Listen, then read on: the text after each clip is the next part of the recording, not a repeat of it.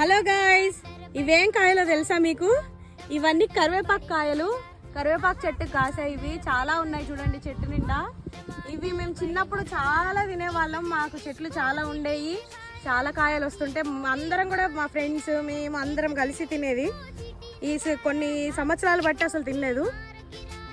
ఇప్పుడు ఇవాళ తిందామనిపించింది. ఇవి చూడంగానే నోరు ఊరింది, అందుకే కోసుకున్నాం. చూడండి కాయ ఇది ఇలా ఉంటుంది, లోపల గింజ. ఇది ఇలా తిని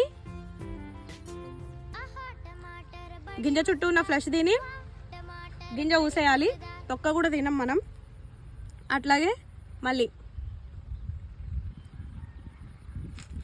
కొన్నిట్లలో 2 గింజలు ఉంటాయి, కొన్ని కాయలలో ఒక్కటే గింజ ఉంటుంది.